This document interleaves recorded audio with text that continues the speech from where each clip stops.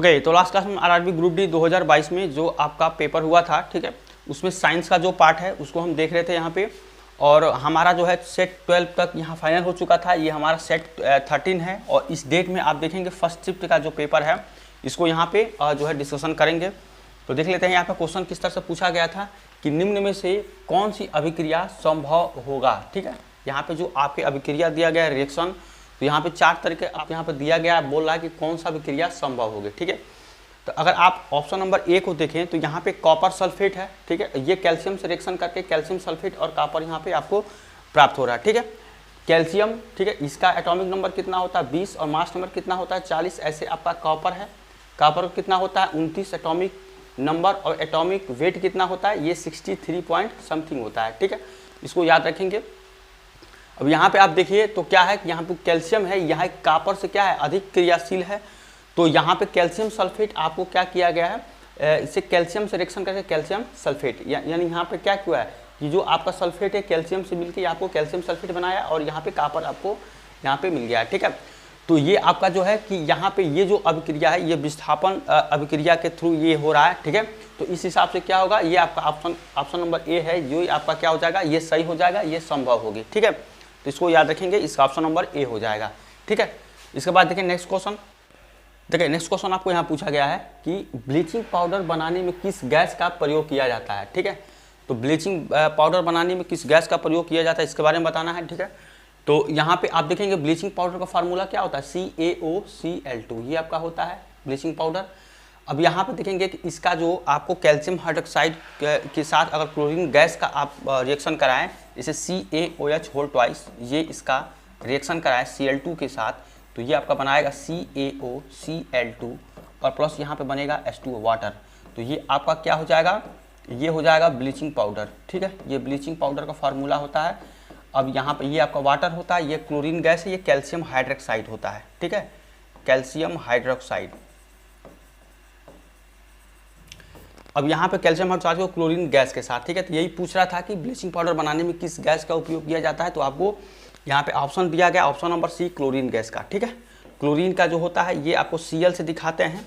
इसका जो atomic number होता है 17, एटॉमिक मास कितना होता है 35 होता है, पी ब्लॉक का एलिमेंट होता है। ठीक है, पी ब्लॉक का हैलोजन फैमिली का होता है। ठीक है, हैलोजन फैमिली, इसको भी याद रखेंगे।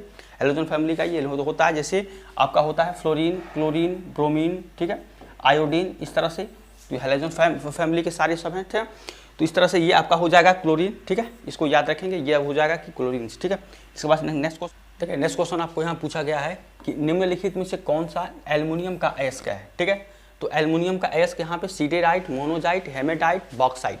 तो इसका जो आंसर हो जाएगा ये क्या हो जाएगा बॉक्साइट। ठीक है, इसका फार्मूला क्या होता है बॉक्साइट का, ये होता है Al2O3, ठीक है, .2H2O, ये आपका होता है बॉक्साइट का फार्मूला। तो यहाँ पे एल्युमिनियम का अयस्क क्या हो जाएगा बॉक्साइट, इसका फार्मूला Al2O3.2H2O, ये अब होता है। ठीक है, अब यहाँ पे जो एल्युमिनियम है इसका एटॉमिक नंबर कितना होता है 13 होता है और एटॉमिक मास कितना होता है ये आपका 26 होता है। ठीक है, ये आपका पी ब्लॉक का एलिमेंट है, ये क्या है आपका पी ब्लॉक का है। ठीक है, एल्युमिनियम होता है और ये आपका 13वें वर्ग का एलिमेंट है। ठीक है, 13वें वर्ग का, और जो इसका आवर्त है ये तीसरे आवर्त का है। ठीक है, थर्ड आवर्त का ये एलिमेंट है, इसको भी याद रखेंगे। ठीक है, पीरियोडिक टेबल से ये आपको क्वेश्चन इस तरह से पूछा जा सकता है, किसी भी एलिमेंट से के द्वारा आपको क्वेश्चन बनाया जा सकता है। ठीक है, तो ये था हमारा कि एल्युमिनियम का अयस्क कौन है बॉक्साइट, इसका फार्मूला Al2O3.2H2O होता है। ठीक है, इसके बाद देखिए नेक्स्ट क्वेश्चन। देखिए नेक्स्ट क्वेश्चन आपको यहाँ पूछा गया है, ये है कि आपको निम्नलिखित में से कौन सी बेंजीन अणु का सही संरचना है। ठीक है, बेंजीन का यहाँ बताना है, ये आपको फिगर है, यहाँ पे फिगर ये इस तरह से बनाया गया है। ठीक है, तो आप देखिए बेंजीन का सही संरचना आप देखेंगे, इसका ऑप्शन नंबर ए है, ये आपका सही है कि बेंजीन में इस तरह से बनता है। ठीक है, आपको पता है, पहले से भी पता होगा, ये होता है कि यहाँ पे अगर आप डबल बांड दिए तो इसको छोड़ के आप यहाँ पे देंगे, फिर इसको छोड़ के यहाँ पे ये आप देंगे। ठीक है, तो ये आपका जो है ये आपका बेंजीन का स्ट्रक्चर होता है। ठीक है, इसमें और भी सारी चीज़ों को अगर जानकारी की बात करें, देखिए यहाँ पे ये जो होता है ये आपका कार्बन का पोजीशन होता है, इसके बारे में आपको पहले से पता होगा, ये आपका कार्बन का पोजीशन होता है। ठीक है, तो यहाँ पे कार्बन होगा और यहाँ पे देखेंगे कि आप यहाँ पे ये कार्बन हुआ। ठीक है, यहाँ पे भी कार्बन हुआ, यहाँ पे कार्बन, यहाँ पे कार्बन। ठीक है, ये है। अब देखिए यहाँ पे 3 ये है, इसका यहाँ पे एक हाइड्रोजन यहाँ जुड़ सकता है। ठीक है, इसके बाद से आप देखेंगे यहाँ पे एक हाइड्रोजन, फिर यहाँ पे एक हाइड्रोजन, फिर यहाँ पे एक हाइड्रोजन, फिर यहाँ पे एक हाइड्रोजन, फिर यहाँ पे कार्बन है तो एक हाइड्रोजन यहाँ पे। तो ये आपका इस तरह से बन जाएगा, ठीक है। अब देखेंगे यहाँ पे कि ये जो बेंजीन होता है इसका जो फार्मूला होता है क्या होता है, ये होता है C6H6, ये होता है बेंजीन का फार्मूला। ये एक एरोमेटिक कंपाउंड है, ठीक है, एरोमेटिक कंपाउंड होता है, एरोमेटिक यौगिक होता है, ठीक है, इसको भी याद रखेंगे, एरोमेटिक यौगिक होता है, ठीक है। इसके बाद से इसका आप चाहें तो आप इसका सिग्मा बांड और पाई बांड भी काउंट कर सकते हैं कि सिग्मा बांड और पाई बांड कितना होता है। तो सिग्मा पाई बांड तो आपको पता ही चल रहा है, पाई बांड कितना 1 2 3, ठीक है। तो यहाँ पे क्या हो जाएगा, पाई बांड 3 है यहाँ पे, और सिग्मा बांड आप देखें कि कितना हो जाएगा कि इसमें से एक सिग्मा एक पाई होता है तो एक सिग्मा हो जाएगा, ठीक है। इसी तरह से इसमें एक सिग्मा, इसमें एक सिग्मा, तो इस तरह देखेंगे तो एक ये सिग्मा हो जाएगा, और ये जो बॉन्ड होता है एक सिग्मा ही होता है। तो ये एक यहाँ पे 2, एक 3, एक 4, ठीक है। इसके बाद से आप 5, फिर इसमें से 6, फिर 7, फिर 8, फिर 9, फिर यहाँ पे 10, फिर 11, फिर यहाँ पे एक आपका 12, ठीक है। तो 12 आपका जो है ये सिग्मा हो जाएगा, 3 आपका पाई हो जाएगा, ठीक है। तो ये बेंजीन के बारे में था कि सिग्मा के जो आप नंबर है इस तरह से आप जो स्ट्रक्चर बना के आप चाहें तो चेक कर सकते हैं, ठीक है। तो यहाँ पे सिग्मा 12 हो जाएगा, पाई आपका कितना हो जाएगा, 3 हो जाएगा, ठीक है। तो इसका जो सही आंसर होगा ये हो जाएगा ऑप्शन नंबर ए कि ये आपका बेंजीन अणु का जो है सही संरचना ये है, ठीक है। इसके बाद देखिए नेक्स्ट क्वेश्चन, देखिए यहाँ पे नेक्स्ट क्वेश्चन आपको पूछा गया है कि निम्नलिखित में से कौन सा संबंध उत्तल दर्पण आवर्धन m को सही यहाँ पे ढंग से दर्शाता है, ठीक है। तो उत्तल दर्पण के आवर्धन m को, ठीक है। तो यहाँ पे आप देखेंगे जो m होता है वो 1 से क्या होता है, छोटा होता है, और 0 से बड़ा होता है, ये आपका हो जाएगा उत्तल दर्पण, ठीक है। उत्तल दर्पण का जो m होता है ये हो जाएगा ऑप्शन नंबर बी इसका सही ढंग होता है, ठीक है, इसको याद रखेंगे। और उत्तल दर्पण द्वारा जो प्रतिबिंब बनता है, ठीक है, उत्तल दर्पण द्वारा जो आपका प्रतिबिंब बनता है वो कैसा होता है, प्रतिबिंब ये आपका होता है सीधा, ठीक है, सीधा होता है, आभासी होता है, ठीक है, आभासी और वस्तु से छोटा होता है, ठीक है, वस्तु से छोटा होता है, इसको भी याद रखेंगे, सीधा, आभासी और वस्तु से छोटा होता है, ठीक है, इसको भी याद रखेंगे। और क्या होता है इसका पोल और जो आपका फोकस होगा, मतलब ध्रुव और फोकस के बीच इसका जो है प्रतिबिंब बनता है, ध्रुव और फोकस के बीच, ध्रुव और फोकस के बीच, ठीक है। तो इसको भी आप याद रखेंगे। तो इस तरह से आपका उत्तल दर्पण का प्रतिबिंब हो जाएगा। और m का जो सही आपका होगा ये हो जाएगा, m जो है 1 से कम और 0 से ज़्यादा होता है, ठीक है। ये जो m क्या होता है ये आपका आवर्धन होता है, आवर्धन क्षमता m, और m किसके बराबर होता है, v/u या h0 यहाँ पे h1 के बराबर होता है, ठीक है। ये आपकी प्रतिबिंब की दूरी, ये वस्तु की दूरी, ये प्रतिबिंब की ऊंचाई होगी, ये वस्तु की ऊंचाई होती है। इसके बारे में पिछले क्लास में भी हम बता चुके हैं, ठीक है। इसके बाद देखिए नेक्स्ट क्वेश्चन आपको यह है आपका कि किसी उत्तल दर्पण के मुख्य अक्ष के अनुदिश आपतित किरण के लिए आपतन कोण क्या होगा, ठीक है। तो आपतित किरण के लिए आपतन कोण का वैल्यू क्या होता है, यहाँ पे हम पिछले क्लास में भी देख चुके थे, ये कितना होता है, इसका एंगल 0 डिग्री होता है, ठीक है। यहाँ पे जो आपतित किरण और आपतन कोण का जो एंगल होता है ये 0 डिग्री होता है, इसको पिछले क्लास में भी हम देख चुके हैं, ठीक है। तो अगर आप नहीं देखा जाके वहाँ पे देख लीजिएगा, इसके बारे में डिटेल वहाँ बताएं, ठीक है। इसके बाद देखिए नेक्स्ट क्वेश्चन, देखिए नेक्स्ट क्वेश्चन आपको यहाँ पूछा गया है कि ये 2.5 मिली एम्पियर की एक धारा जो है 22 ओम यहाँ पर होगा, ठीक है, 22 ओम प्रतिरोध वाली किसी चालक से होकर प्रवाहित होती है। तो चालक के सिरों के मध्य विभवांतर ज्ञात करिए, ठीक है। तो यहाँ पे चालक के मध्य बीच में विभवांतर आपको बताना है। तो विभवांतर के लिए क्या होता है, V = I × R होता है, ठीक है। ये होता है आपका, ये आपका विभवांतर होता है, ठीक है, विभवांतर।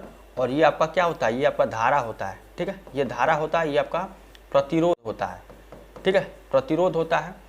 तो इस हिसाब से आप देखेंगे कि यहाँ पे जो V होता है वो V का वैल्यू कितना हो जाएगा, ये आप देखेंगे कि यहाँ पे देखिए ये है आपका 2.5 मिली एम्पियर का दो धारा है यहाँ पे दे रहा है, और 1 मिली एम्पियर में कितना होता है, ये होता है 10⁻³ यहाँ पे आपको एम्पियर के बराबर होता है, 10⁻³ यहाँ पे 1 मिली एम्पियर में आप देखेंगे कि 1 मिली एम्पियर 10⁻³ एम्पियर, ठीक है, ये होता है। तो यहाँ पे कितना धारा आपका दिया गया है 2.5, ठीक है, यहाँ पे धारा जो है आपका दे दिया गया है 2.5, यह I का वैल्यू है, यह है 2.5, ठीक है। इसके बाद देखिए अब आपको यहाँ पे मिली एम्पियर में दिया गया है, इसको एम्पियर में कर लेंगे तो 10⁻³ कर लेंगे, और यहाँ पे R की जो वैल्यू है ये है आपका 2 है, ठीक है। यहाँ पे ये 22 नहीं है, यहाँ पे इसको ध्यान रखिएगा, ये 22 नहीं है, ये 2 है, यहाँ 2 ओम है, ठीक है, ये 2 ओम है। तो ये आपका 2 हो जाएगा R का वैल्यू यहाँ पे, ठीक है। अब यहाँ पे V जो करेंगे, देखिए इसको जो गुणा करेंगे तो कितना हो जाएगा, 2.5 × 2 करेंगे 5 हो जाएगा, इंटू 10⁻³ -3 ये इसका इतना वोल्ट आएगा, ठीक है। अब इस -3 को मिली में अब फिर से यहाँ पे इस तरह से करेंगे तो ये कितना हो जाएगा, V = 5 मिली वोल्ट हो जाएगा, ठीक है, 5 मिली वोल्ट, क्योंकि ये इसका जो मिली एम्पियर में इतना वैल्यू होता है तो इसलिए डायरेक्ट आपको 5 मिली वोल्ट यहाँ पे बोल सकते हैं। तो इसका जो आंसर हो जाएगा ये ऑप्शन नंबर ए हो जाएगा 5 मिली वोल्ट, ठीक है। तो इस तरह से आपको कुछ नहीं करना, जो ओम का नियम का फार्मूला जो यहाँ पे होता है V = I × R, इसी पर सबको सॉल्व करना था। और ये एक जानकारी यहाँ 1 मिली वोल्ट में 10⁻³ एम्पियर होता है, ठीक है। तो ये था हमारा क्वेश्चन। इसके बाद देखिए नेक्स्ट क्वेश्चन। देखिए नेक्स्ट क्वेश्चन आपको यहाँ पूछा गया है कि जब कोयले और पेट्रोलियम को अपर्याप्त वायु, ठीक है, ऑक्सीजन की उपस्थिति में जलाया जाता है तो कौन सी प्रदूषणकारी हानिकारक गैस उत्पन्न होती है, ठीक है। तो यहाँ पे कौन सी प्रदूषणकारी हानिकारक गैस, नाइट्रोजन का ऑक्साइड है, कार्बन डाइऑक्साइड है, कार्बन मोनोऑक्साइड है, ठीक है। तो ये हो जाएगा आपका कार्बन मोनोऑक्साइड। इसका फार्मूला क्या होता है, CO, ठीक है, कार्बन मोनोऑक्साइड इसका फार्मूला होता है, ठीक है। तो जब आप कोयले और पेट्रोलियम को अपर्याप्त ऑक्सीजन की उपस्थिति में जलाते हैं तो आपको कार्बन मोनोऑक्साइड यहाँ पे जो है गैस उत्पन्न होती है, इसको याद रखेंगे। इसका ऑप्शन नंबर C जो है इसका आंसर हो जाएगा, ठीक है। ये था हमारा क्वेश्चन। इसके बाद देखिए नेक्स्ट क्वेश्चन है आपका। देखिए नेक्स्ट क्वेश्चन आपको यहाँ पूछा गया है कि प्रोपेन अणु में 3 कार्बन परमाणु द्वारा सभी हाइड्रोजन परमाणुओं के कुल कितने इलेक्ट्रॉनों की साझेदारी की जाती है, ठीक है। तो हाइड्रोजन परमाणुओं के कुल कितने इलेक्ट्रॉन की साझेदारी की जाती है, सबसे पहले देखेंगे प्रोपेन है, ठीक है। तो प्रोपेन एल्केन ग्रुप का है, तो एल्केन का फार्मूला क्या होता है, CnH2n, ठीक है, +2। ये आपका क्या होता है, ये आपका एल्केन होता है। इसके बाद से एल्कीन होता है, एल्कीन होता है, तो CnH2n ये आपका क्या होता है, ये एल्कीन का होता है, ठीक है। और एक होता है एल्काइन, तो CnH2n -2 ये आपका एल्काइन ग्रुप का होता है, ठीक है। इसको याद रखेंगे। तो ये एल्केन ग्रुप का है। अगर प्रोपेन है तो कार्बन कितना होगा, 3 रखेंगे, तो यहाँ पे क्या करेंगे, C3 करेंगे। अब N के वैल्यू 3 रखेंगे, ये इसका 3 रखेंगे तो कितना होता है, 3 दूनी 6 2 8, यानी H8 हो जाएगा। ये आपका प्रोपेन का है C3H8, ठीक है, ये प्रोपेन का। अब इसके बाद से आप क्या करेंगे, यहाँ पे इसका स्ट्रक्चर बनाएंगे। तो स्ट्रक्चर जब बनाएंगे तो कैसा बनेगा, आप देखेंगे यहाँ पे स्ट्रक्चर 1 2 3, ठीक है, ये बनेगा आपको प्रोपेन का। और यहाँ पे देखिए यहाँ हाइड्रोजन बैठाएंगे, ये हाइड्रोजन, ठीक है, यहाँ पे हाइड्रोजन, कार्बन का यहाँ पे 4 बॉन्ड बन गया, यहाँ भी 4 हो जाएगा और यहाँ भी 3 हाइड्रोजन बैठा देंगे, ठीक है। तो ये आपका हो जाएगा। तो यहाँ पे टोटल जब आप इलेक्ट्रॉन देखें तो 3 इलेक्ट्रॉन, 1 2 3 3 3 6 2 ये 8, कितना इलेक्ट्रॉन हो जाएगा, यहाँ पे आपको 8 इलेक्ट्रॉन यहाँ पे आपको बनता हुआ नजर आएगा, ठीक है। तो ये आपका प्रोपेन का जो स्ट्रक्चर होगा यहाँ से इस तरह से, ठीक है, यहाँ पे 2 लोन पेयर होता है, ठीक है, इस तरह से ये आपका बनाता है। तो ये आपका यहाँ से 1 2 3 और फिर यहाँ पे 3 और ये 2 यहाँ पे 6, ठीक है। तो इसको यहाँ पे आप इस तरह से, आपका प्रोपेन में कितने इलेक्ट्रॉन की, तो 8 इलेक्ट्रॉन, इसका ऑप्शन नंबर B इसका आंसर हो जाएगा, ठीक है। इसके बाद देखिए नेक्स्ट, देखिए यहाँ पे आपको नेक्स्ट क्वेश्चन ये है कि निम्नलिखित में से किस मामले में एक वृत्ताकार कुंडली से संयोजित गैल्वेनोमीटर द्वारा एक धारा दर्ज की जाती है, ठीक है। तो वृत्ताकार कुंडली से जो है संयोजित यहाँ पे गैल्वेनोमीटर द्वारा एक धारा दर्ज की जाती है। देखिए ये इस तरह के क्वेश्चन हम पहले भी कर चुके हैं। तो यहाँ पे आप देखेंगे कि जो फर्स्ट ऑप्शन है कि जब यहाँ पे जब चुंबक को कुंडली की ओर ले जाया जाता है, ठीक है, तो ये आपका क्या हो जाएगा, धारा यहाँ पे गैल्वेनोमीटर द्वारा 2 धारा दर्ज की जाती है जब चुंबक को कुंडली की ओर यहाँ पे ले जाया जाता है। तीसरा है जब किसी चुंबक को कुंडली से दूर ले जाया जाता है तब भी क्या होगी, यहाँ पे आपका इस तरह से होता है, ठीक है। तो ये आपका सेकेंड और थर्ड यहाँ पे आंसर हो जाएगा, जो कि क्या है आपका ऑप्शन नंबर A में दिया गया, सेकेंड और थर्ड दोनों, ठीक है। तो इस क्वेश्चन का आंसर इस तरह से हो जाएगा। इस तरह क्वेश्चन जो पिछले जो सेट है उसमें भी हम देख चुके हैं, ठीक है, और आगे भी आप देखेंगे इससे रिलेटेड आपको क्वेश्चन देखने को मिलेगा, क्योंकि कहीं ना कहीं क्वेश्चन आपको रिपीटेड मिल रहा है, ठीक है। तो इसको भी ध्यान रखेंगे। इसके बाद देखिए नेक्स्ट क्वेश्चन। देखिए नेक्स्ट क्वेश्चन आपको यहाँ पूछा गया है कि निम्नलिखित में से कौन सी शक्ति की इकाई नहीं है, ठीक है। तो शक्ति की इकाई क्या होती है, देखिए यहाँ पे ये आपका वाट होता है, जूल सेकेंड होता है और सौ शक्ति होता है, ठीक है। अब यहाँ पे जो आप बताना कि नहीं है कौन है, तो ये आपका हो जाएगा ऑप्शन नंबर A, किलोवाट घंटा, ठीक है। 1 किलोवाट घंटा जो होता है ये किसके बराबर होता है, ये होता है 3.6 × 10⁻⁻6 जूल के बराबर होता है, ठीक है। ये होता है 1 किलोवाट घंटा 3.6 × 10⁻6 जूल के बराबर, ठीक है। तो ये आपका शक्ति की इकाई नहीं है, जो होगा ऑप्शन नंबर A इसका आंसर हो जाएगा, ठीक है। इसको याद रखेंगे। इसके बाद देखिए नेक्स्ट क्वेश्चन। देखिए नेक्स्ट क्वेश्चन आपको यहाँ पूछा गया है कि विद्युत चुंबकीय प्रेरण की खोज किसने की थी, ठीक है। तो विद्युत चुंबकीय प्रेरण खोज आप देखेंगे यहाँ पे अल्बर्ट आइंस्टीन है, एलेक्जेंड्रो वोल्टा है, माइकल फैराडे। तो इसका आंसर हो जाएगा ऑप्शन नंबर C, यहाँ पे माइकल फैराडे जो है विद्युत चुंबकीय प्रेरण की खोज किए थे, ठीक है। तो इसका ऑप्शन नंबर हो जाएगा option number C। Next question देखिए नेक्स्ट क्वेश्चन आपको यहाँ पूछा गया है कि निम्नलिखित में से कौन सी उदासीनीकरण अभिक्रिया, ठीक है।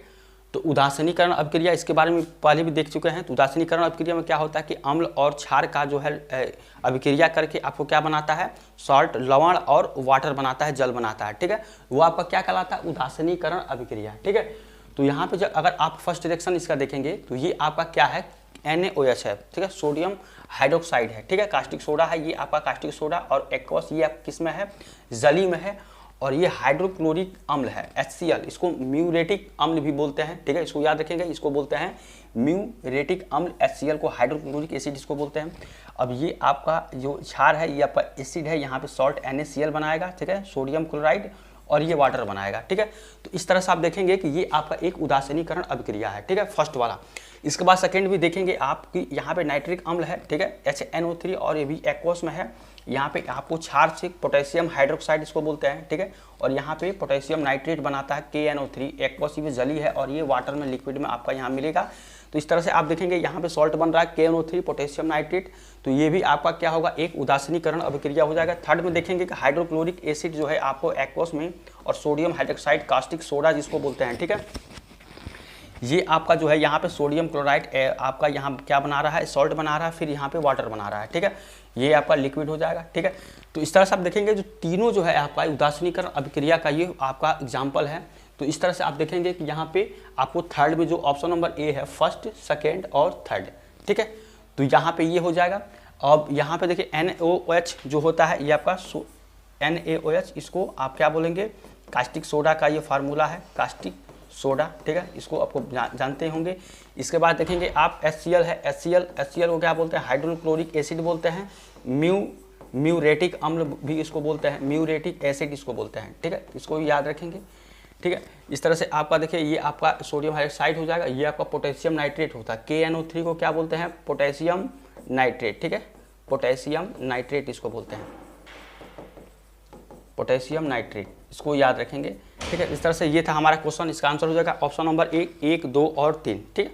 इसके बाद देखिए नेक्स्ट क्वेश्चन, देखिए अगला क्वेश्चन है कि पौधों की ऊर्जा कम आवश्यकता होती है, क्यों होती है, ठीक है, क्योंकि वे केवल ऊंचाई में बढ़ते हैं, ठीक है, कि यहाँ पे ऊर्जा में कम की आवश्यकता होती है क्योंकि वो केवल ऊंचाई में बढ़ते हैं, क्योंकि वे ऑक्सीजन की उत्पादन करते हैं। तीसरा है कि क्योंकि वे अपना भोजन स्वयं बनाते हैं।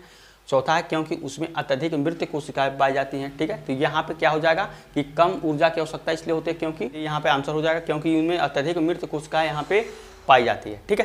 तो ये आपका ऑप्शन नंबर डी यहाँ पे आंसर हो जाएगा।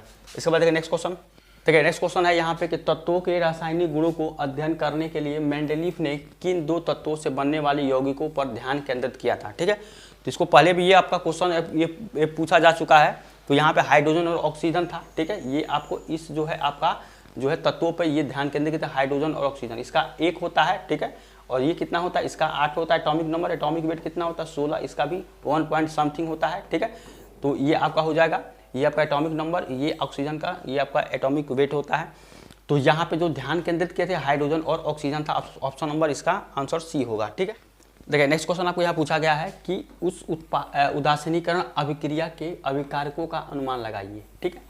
ये देखिए यहाँ पे आपको उल्टा क्वेश्चन पूछा गया है, आपको यहाँ पे उत्पाद नहीं पूछा गया। जैसे मान लीजिए A+B जो होता है, A+B मिलकर अगर आपको C+D बनाता है तो ये आपका क्या होता है, ये आपका अभिकारक होता है, ठीक है। ये आपका क्या होता है, अभिकारक, और ये C+D ये क्या होता है, उत्पाद होता है, ठीक है। तो आपको उत्पाद दे रखा है, अभिकारक पूछ रहा है कि अभिकारक इसमें से क्या होगा, ठीक है। इस तरह से क्वेश्चन पूछा गया, आपको उल्टा पूछा गया। तो क्वेश्चन में क्या कह रहा है कि यहाँ पे उस उदासीनीकरण अभिक्रिया के अभिकारकों का पता लगाए। उदासीनीकरण अभिक्रिया क्या होता है, अभी बताए हैं कि अम्ल और क्षार मिलकर जब वहाँ पे लवण, सॉल्ट और जल बनाते हैं तो क्या होता है, वो उदासीनीकरण अभिक्रिया होता है। तो यहाँ पे अभिकारक के अनुमान लगाए, जिसके क्या होगा, उत्पाद में आपको लिथियम सल्फेट मिल रहा है, ठीक है, लिथियम सल्फेट और जल मिल रहा है। यानी कि उत्पाद में देखें तो LiSO4 मिल रहा है, ठीक है, और क्या बन रहा है, लिथियम सल्फेट और वाटर मिल रहा है, ये आपका उत्पाद में है। तो इस तरह से अगर आप देखें तो यहाँ पे जो है आपका ये पूछ रहा है कि यहाँ पे क्या होगा, ठीक है। तो इसके लिए तो यहाँ पे आपको अम्ल और यहाँ पे क्षार को देखना है। तो अगर आप देखें ऑप्शन नंबर ए में देखें कि सल्फ्यूरिक अम्ल है, यहाँ पे सल्फ्यूरिक अम्ल, इसका सल्फ्यूरिक अम्ल क्या होता है, इसका फार्मूला H2SO4 होता है, और क्या है, लिथियम हाइड्रोक्साइड है। तो लिथियम हाइड्रोक्साइड का फार्मूला क्या होता है, LiOH, और सल्फ्यूरिक एसिड का फार्मूला H2SO4 होता है, ठीक है। तो जब ये आप क्या करेंगे H2SO4 और यहाँ पे लिथियम हाइड्रोक्साइड एक बेस और एक क्षार, जब यहाँ पे एक बेस और एक एसिड मिलकर बनेगा तो यहाँ पे आप एक सॉल्ट और वाटर मिलता है, तो ये एक उदासीनीकरण अभिक्रिया होता है। तो ये आपका जो है यहाँ पे एक्चुअल जो आंसर हो जाएगा कि ये आपका क्या हो जाएगा, ये आपका अभिकारक होगा, ठीक है, ये आपका अभिकारक होगा और ये क्या होगा, आपका उत्पाद होगा, ठीक है। तो ये आपको दे रखा, ये दे रखा, ये पूछ रहा था, तो यहाँ पे क्या हो जाएगा, ऑप्शन नंबर ए में लिथियम हाइड्रोक्साइड और यहाँ पे H2SO4 सल्फ्यूरिक एसिड, तो ये इसका आंसर हो जाएगा कि उत्पाद जो आपका अभिकारक होगा, ये आपका आंसर हो जाएगा ऑप्शन नंबर ए, ठीक है। तो इस तरह से क्वेश्चन आपको घुमा के पूछा गया था। तो उम्मीद करते हैं आपको समझ में आया होगा। आज के लिए बस इतना ही। अगर आपको आज का क्लास अच्छा लगे तो चैनल को सब्सक्राइब, लाइक, शेयर करिए, ठीक है। और आगे से जो है हम क्लास को अच्छे से कंटिन्यू करने की कोशिश करेंगे और सारा जो सब्जेक्ट है उसको भी हम यहाँ पे मर्ज करके मतलब क्लास लेने की पूरी कोशिश करेंगे नेक्स्ट क्लास में। तब तक थैंक यू सो मच।